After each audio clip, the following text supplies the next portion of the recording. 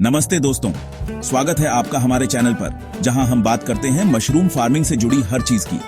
आज का विषय बहुत ही महत्वपूर्ण है। मशरूम फार्मिंग को बढ़ाते समय रिस्क को कैसे मैनेज करें।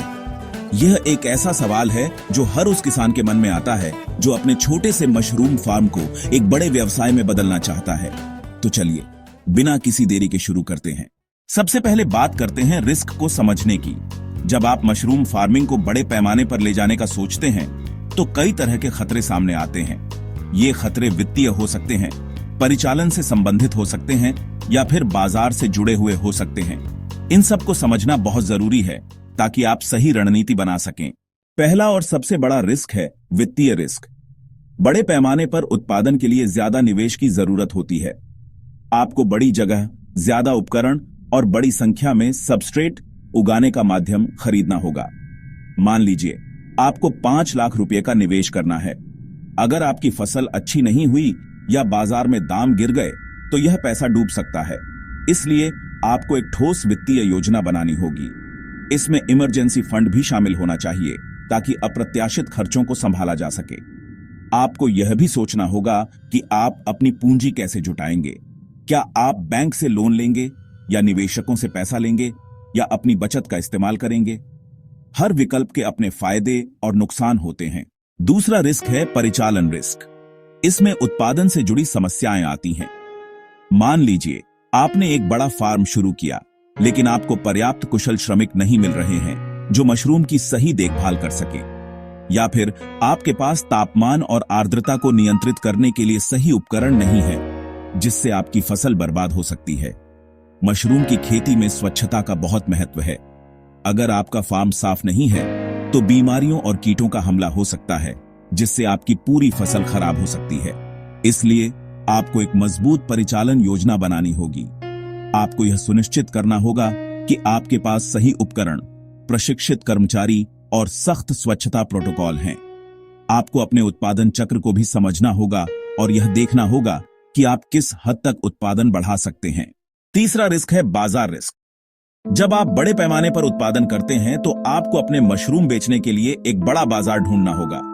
अगर बाजार में मांग कम हो जाती है या आपके प्रतिद्वंद्वी आपसे बेहतर दाम पर मशरूम बेच रहे हैं तो आपको नुकसान हो सकता है। मान लीजिए आपने हर महीने 10 टन मशरूम का उत्पादन किया, लेकिन आपको केवल 5 टन ही बेच पाए। बाकी का क्या होगा? क्या आप उसे स्टोर कर सकते हैं? क्या आप उसे प्रोसेस कर सकते हैं? इसलिए आपको बाजार अनुसंधान करना होगा और अपने ग्राहकों को समझना होगा। आपको यह भी सोचना होगा कि आप अपने उत्पादों को कैसे बेचेंगे। क्या आप सीधे ग्राहकों को बेचेंगे या होलसेलर्स के माध्यम से या रिटेल स्टोर्स को।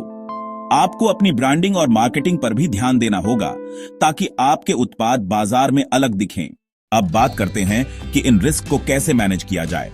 सबसे पहले एक विस्तृत व्यापार योजना बनाएं। यह आपकी बाइबल है। इसमें आपके वित्तीय अनुमान, परिचालन प्रक्रियाएं, मार्केटिंग रणनीति और रिस्क प्रबंधन योजना शामिल होनी चाहिए। यह आपको एक स्पष्ट रोड मैप देगा और आपको संभावित समस्याओं के लिए तैयार करेगा। दूसरा, अपनी क्षमताओं का आकलन करें। क्या आपके पास बड़े पैमाने पर उत्पादन के लिए आवश्यक ज्ञान, कौशल और संसाधन है? यदि नहीं तो आपको उन्हें प्राप्त करने के लिए काम करना होगा। हो सकता है आपको और प्रशिक्षण लेना पड़े या विशेषज्ञों की सलाह लेनी पड़े। तीसरा, अपनी फसल का विविधीकरण करें। केवल एक प्रकार के मशरूम पर निर्भर न रहें। अगर आप केवल एक ही प्रकार के मशरूम उगाते हैं और उस मशरूम की मांग गिर जाती है तो आपको बहुत नुकसान होगा। इसके बजाय 2 या 3 अलग अलग प्रकार के मशरूम उगाएं। इस तरह अगर एक फसल खराब भी हो जाती है तो आपके पास अभी भी दूसरी फसल होगी जो आपको सहारा देगी। चौथा, अच्छी गुणवत्ता वाले बीज और सबस्ट्रेट का उपयोग करें। यह आपकी फसल की सफलता की कुंजी है।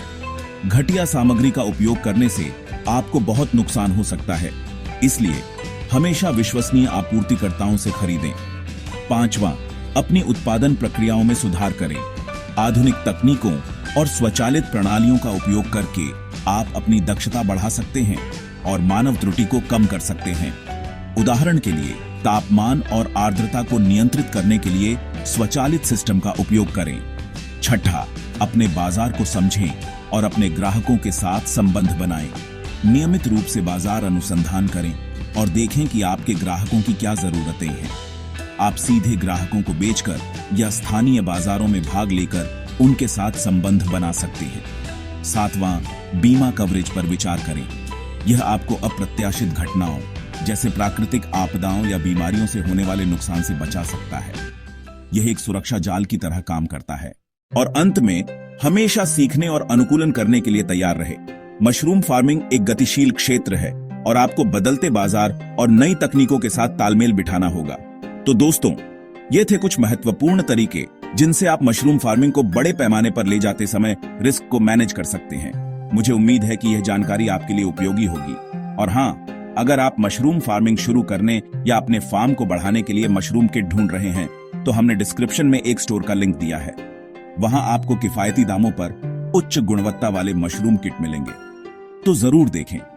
अगर आपको यह वीडियो पसंद आया हो तो इसे लाइक करें, अपने दोस्तों के साथ शेयर करें और हमारे चैनल को सब्सक्राइब करना न भूलें, ताकि आप ऐसे ही और ज्ञानवर्धक वीडियो देखते रहें। अगली बार तक खुश रहें और उगाते रहें। धन्यवाद।